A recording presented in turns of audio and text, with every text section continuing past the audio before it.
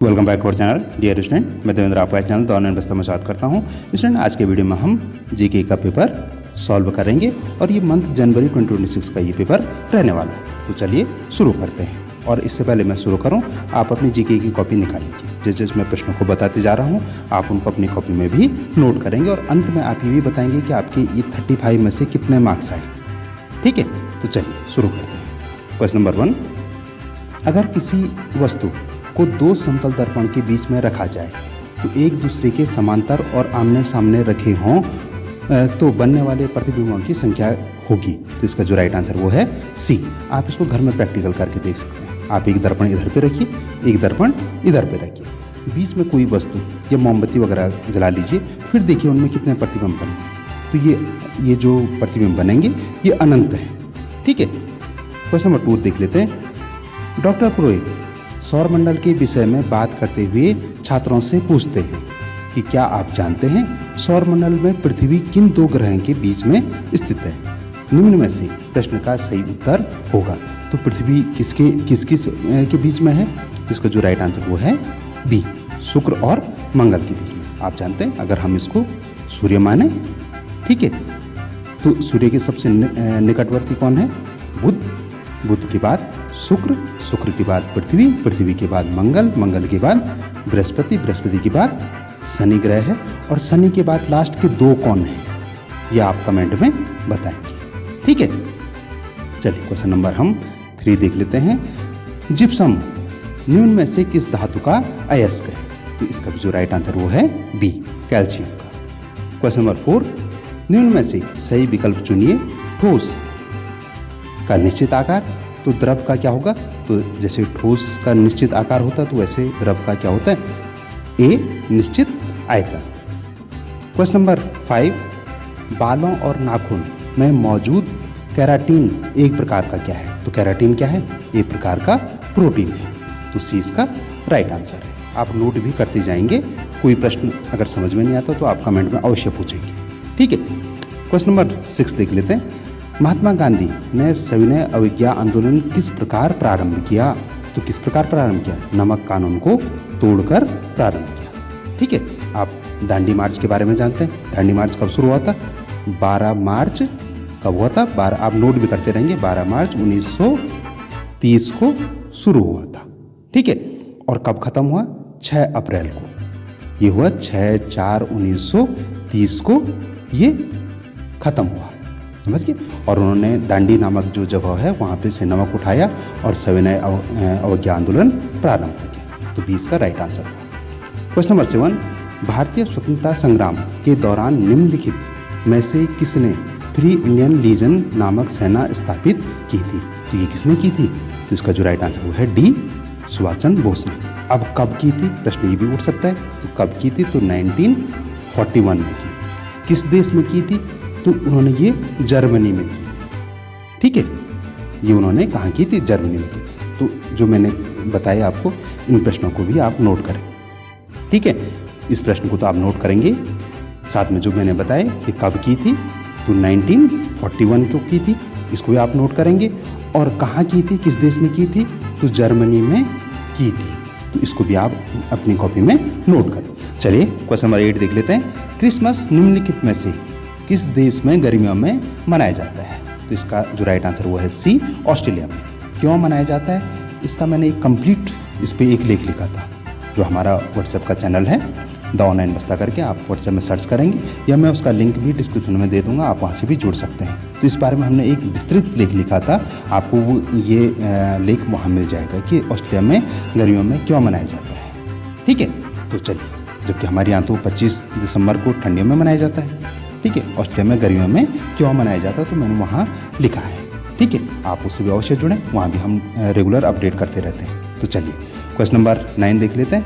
Eskimo कहाँ रहते हैं? तो एस्किमो बर्फ में रहते हैं। तो बर्फ तो उत्तरी ध्रुव और दक्षिण ध्रुव दोनों जगह है, लेकिन एस्किमो कहाँ रहते हैं? सी, उत्तरी ध्रुव में रहते हैं। क्वेश्चन नंबर 10, निम्नलिखित में से सबसे कम प्रदूषण फैलाने वाला ईंधन है? तो 20 का राइट आंसर होगा। ठीक है, सीएनजी। सीएनजी की फुल फॉर्म क्या होती है? Compressed natural gas. आप इसको भी नोट करेंगे। चलिए क्वेश्चन नंबर हम 11 देख लेते हैं। लोकतंत्र के मूल्यांकन के लिहाज से इनमें कोई एक लोकतांत्रिक व्यवस्थाओं के अनुरूप नहीं है, उसे चुनें। तो सी इसका राइट आंसर है। ठीक है, प्रश्न क्या है मैं एक बार फिर से पढ़ लेता हूँ। लोकतंत्र के मूल्यांकन के लिहाज से इनमें कोई एक लोकतांत्रिक व्यवस्थाओं के अनुरूप नहीं है, उसे चुने। तो सी इसका राइट आंसर है। क्वेश्चन नंबर 12, राष्ट्रीयता हानिकारक हो सकती है यदि उसमें यह तत्व हो। तो डी इसका राइट आंसर है। और अगर उसमें उग्रवाद हो तो क्या है, हानिकारक हो सकती है। क्वेश्चन नंबर 13 देख लेते हैं। हाल ही में यूरोपीय संघ भारत का 22वां FTA साझेदार बना, जो इनके बीच आर्थिक संबंधों की दृष्टि से एक परिवर्तनकारी कदम माना जा रहा है। FTA का आशय क्या है? तो FTA का आशय क्या है? Free trade agreement. इस एग्रीमेंट को क्या कहा गया, जो हमने यूरोपीय संघ द्वारा के साथ किया, इसको मदर ऑफ ऑल डील कहा गया। क्या कहा गया? Mother of all deal. तो आप इसको भी नोट कर सकते हैं। क्वेश्चन नंबर 14, केंद्रीय वित्त मंत्री निर्मला सीतारमण द्वारा 29 जनवरी 2026 को संसद में आर्थिक सर्वेक्षण इकोनॉमी सर्वे पेश किया गया। आर्थिक सर्वेक्षण निम्न में से किसके मार्गदर्शन में तैयार किया जाता है? इसका जो राइट आंसर है ए, मुख्य आर्थिक सलाहकार के मार्गदर्शन में तैयार किया जाता है। अब प्रश्न ये होता है कि मुख्य आर्थिक सलाहकार कौन है इस समय? तो इनका नाम है वी अनंत नागेश्वरम। आप नोट करें, we Anant Nageswaram. Reserve bank के गवर्नर कौन है? संजय मल्होत्रा। ठीक है, और प्रधानमंत्री और राष्ट्रपति के नाम तो आपको आते होंगे। आप कमेंट में क्या करेंगे? भारत के सभी राष्ट्रपतियों के नाम और सभी प्रधानमंत्रियों के नाम लिखेंगे। ठीक है, आपका रिवीजन भी हो जाएगा। Question number 15, Ursula van der Leyen Bharat के 77वें गणतंत्र दिवस परेड की मुख्य अतिथि थी। वह क्या है? यूरोपीय कमीशन की अध्यक्ष है। ठीक है, तो आप इसको भी नोट करेंगे। क्वेश्चन नंबर 16, 3 दिसंबर को प्रतिवर्ष अंतर्राष्ट्रीय दिव्यांग दिवस मनाया जाता है। निम्न में से दिव्यांगजनों से संबंधित भारत सरकार की प्रमुख पहल है। तो डी इसका राइट आंसर है, सभी है। क्वेश्चन नंबर 17, कफनी ग्लेशियर, जिसे हिमालय का छिपा हुआ रत्न भी कहा जाता है, स्थित है। तो ये कहाँ है? सी, बागेश्वर में स्थित है। ठीक है, क्वेश्चन नंबर 18 देखिए। केंद्रीय गृह मंत्रालय के निर्देश के बाद उत्तराखंड ने देहरादून और नैनीताल में स्थित राजभवनों के नाम बदलकर कर दिए हैं। अब पहले इनका नाम राजभवन था, अब क्या हो गया? लोक भवन हो गया। ठीक है, नोट करेंगे। क्वेश्चन नंबर 19, उत्तराखंड राज्य आपदा प्रतिवादन बल यानी SDRF का मुख्यालय कहाँ है? तो डी, देहरादून में स्थित है। क्वेश्चन नंबर 20, 5G शब्द किससे जुड़ा है? तो ये आप जानते हैं कि 5G शब्द किससे जुड़ा है? तो ये जुड़ा है बी, वायरलेस कम्युनिकेशन टेक्नोलॉजी से। ठीक है, आपके फ़ोन में ऊपर पे लिखा हुआ आज आ रहा होगा 5G ऐसे करके कुछ। ठीक है, question number 21, unmanned aerial vehicle UAV को इस नाम से भी जाना जाता है। तो इसको ड्रोन के नाम से जाना जाता है। ठीक है, आपने देखे होंगे ड्रोन। चलिए क्वेश्चन नंबर 22 देख लेते हैं। मजेदार शब्द का अर्थ है। तो सी इसका राइट आंसर है। Question number 23, choose the word with the different sound of the underline letter. तो सी इसका राइट आंसर है। आप इसमें देखेंगे तो यहाँ पे इसका जो उच्चारण होता है वी हो रहा है, वी, बीट, लीड, यहाँ पे स्वेट हो जा रहा है, वे हो जा रहा है। ठीक है, रीड। ठीक है, question number 24, which word will come on the place of question mark? Square, cube, circle. तो ए इसका राइट आंसर है। क्वेश्चन नंबर 25, किसी अष्टभुज के विकर्णों की संख्या होती है। तो अष्टभुज में विकर्णों की संख्या कितनी होती है? डी, 20 होती है। ठीक है, क्वेश्चन नंबर हम 26 देख लेते हैं। उस संख्या त्रिक को चुनिए जो दिए गए त्रिकों के समान है। बड़ा इंटरेस्टिंग क्वेश्चन है। ठीक है, इसमें आप देखेंगे इसमें क्या कर रखा है। आप पहले इनको देखिए कि 64, 8 और 65 कैसे आया। तो यहाँ पे आप देखिए 64 में माइनस किया 8, तो राइट आंसर आया 56। अब इन दोनों का प्लेस चेंज कर दिया। ठीक है, ये हो गया 65। समझ गए? अब 65 कैसे आया तो अब आप समझ गए होंगे। ठीक है, वैसे ही 125 माइनस 27 करेंगे तो आंसर कितना आएगा? आंसर आएगा 98। और फिर इन दोनों का प्लेस चेंज कर दिया तो ये आ गया। तो यही अगर ट्रिक्स अपनाएंगे तो इसका जो राइट आंसर आएगा वो आएगा डी। ठीक है, समझ गए? आप निकाल के देख लीजिए एक बार। क्वेश्चन नंबर 27, दिए गए चित्र में कोण x का मान होगा, यानी आपको ये बताना है। ठीक है, पहले आप जानते हैं कि त्रिभुज के तीनों अंतःकोणों का योग क्या होता है? 180 अंश होता है। ठीक है, दूसरा आप ये भी जानते हैं कि जो सीधी रेखा पे, सरल रेखा पे बना हुआ कोण का मान भी क्या होता है? 180 अंश होता है। तो आप ये देखिए, इस रेखा पे क्या है? इस रेखा पे 110 अंश का कोण पहले बन रखा है। ठीक है, अब 180 माइनस 10 करेंगे, 110 करेंगे तो कितना आएगा? ये आएगा 70। तो यानी ये कोण क्या है? 70 अंश का है। ठीक है, और जैसे आप जानते हैं कि त्रिभुज के तीनों अंतःकोणों का योग क्या होता है? 180 अंश होता है। तो अब यहाँ पे ये 60, अब इन दोनों को जोड़ेंगे तो 130, 180 माइनस 130 यानी 50। ठीक है, तो 20 का राइट आंसर है। ठीक है, क्वेश्चन नंबर 28, देवप्रयाग से कर्णप्रयाग के लिए बस और ट्रेन के किराए का अनुपात 4:5 है। अगर बस का किराया 10% बढ़ जाता है और ट्रेन का किराया 20% बढ़ जाता है तो बस और ट्रेन के किराए का नया अनुपात होगा। तो सी इसका राइट आंसर है। कोण P समकोण तथा उसके आधे के अंतर के 5/9 गुणा से 15 डिग्री बड़ा है तो कोण P का प्रकार है। तो ये क्या है? न्यून कोण है। क्वेश्चन नंबर 30, यदि 50 मिनट पहले 4:45 थे तो 6 बजने में कितने हैं? तो यानी 50 मिनट पहले इतना था तो 4 बज के हम क्या करेंगे? 4:45 अब कितने हो रहा है? पहले अभी का टाइम निकालेंगे, यानी 50 मिनट पहले इतने बज रहे तो अभी का टाइम कितना हो रहा है? तो इसमें हम 50 मिनट ऐड करेंगे तो कितने बजेंगे? 5:35 होंगे अभी। ठीक है, अब 6 बजे में से 5:35 घटाएंगे तो कितने बचेंगे? 25 मिनट बचेंगे। तो सी इसका राइट आंसर है।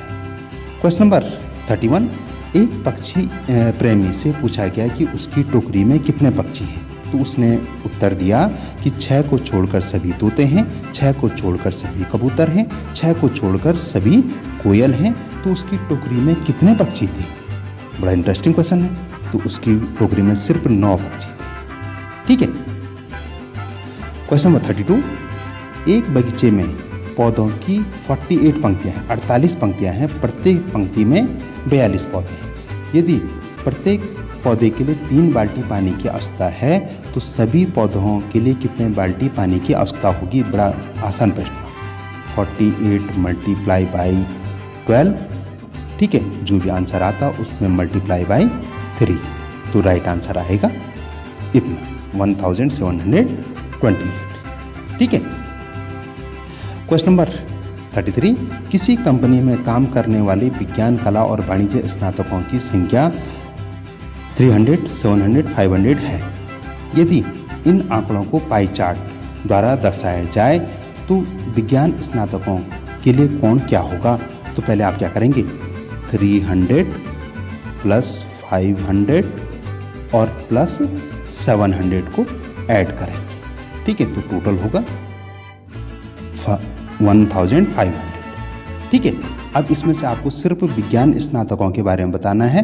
तो विज्ञान स्नातक हैं 300 अपॉन 100, 1500 कटा ये कटा तो कितना आएगा? 1/5। ठीक है, अब 1/5 मल्टीप्लाई बाय 360 अगर ये करेंगे आप तो 72 राइट आंसर आएगा। ठीक है, तो 20 का राइट आंसर है।